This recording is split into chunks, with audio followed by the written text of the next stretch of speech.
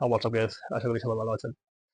আম, আসলে জ্বর সর্দি খাস 2-3 দিন যাবত আজকে কমে গেছিল, বাট বাংলাদেশে খেলা দেখার পরে আবার বেড়ে গেছে।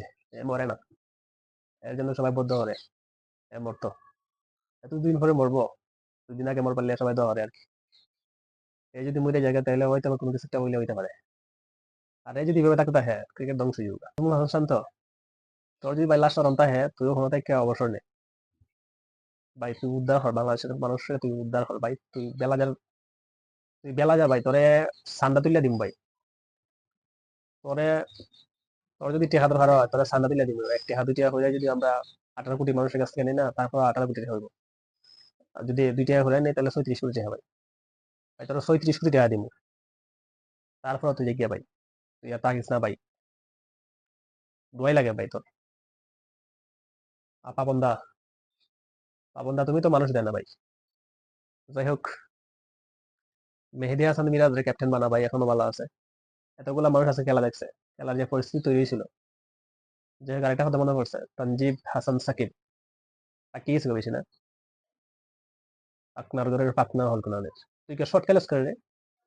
তোর শর্ট খেলবার কথা কেটে দিছে। আপনার ঘরের পাতনা সিঙ্গেল বাড়িতে আরো সাথে শর্ট মারি দেস। আপনার বাচ্চা হল কোনাদের এই তিসার সামারা কিতা এর বল তোরা খেলতে পারস না। বেলা যা এখন এ কিতা এর এর বল কিতাবে, আমার তো বুঝে আসে না। এ গেলে গিয়ে তোরা আতাও সাইরা দেস, মনে করো যে তোরা সামনে সিংহ আইছে। হ্যাঁ, তোরা এর সামনে গেলে অসহায় আত্মসমর্পণ করস। তোরা আটকাইতে পারস না এর বল। এ গেলে মনে হয় যে উইকেট একটা যাইবই।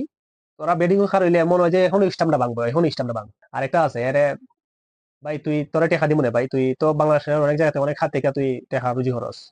তুই এবার কে অপশন নে, তোর এবার অপশন নেওয়া উচিত। তোরা বেলা যা, তোরার মতো বেলা যাবো না আর পৃথিবীর মধ্যে আর কেউ নাই রে। এত বড় বেলা যা তোরা।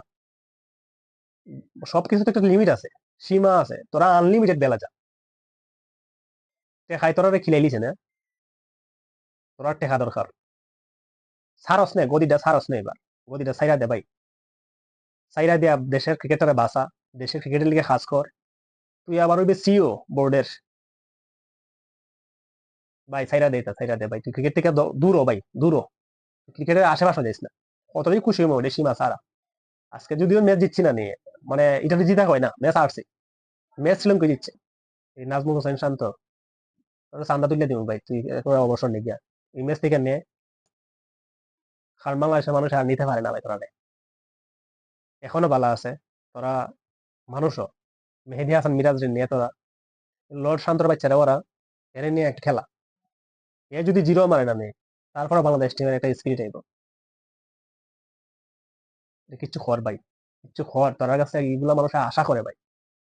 16 কোটি মানুষের এটাই আশা। অস্ট্রেলিয়া আরে না যে থা না, অস্ট্রেলিয়া আরে, ইন্ডিয়া আরে। দেখছো এরা হলে অত সমালোচনা হইতে, এরা হলে সমালোচনা হয় না খেলে। কারণ এরা এরা শুধু বোর্ডের কি দেখে না, জনগণের মন মতো টিম তৈরি করে, মানসম্মত আর আর। আর আমরা তো মনে হয় যে একটা উইকেট গেলে গিয়া পরে যে উইকেট যাইব, এটা 100% শিওর। মোহাম্মদুল্লাহ রিয়াদ না থাকলে আজকে হয়তো মানসম্মত আবার ডুবাইতাম।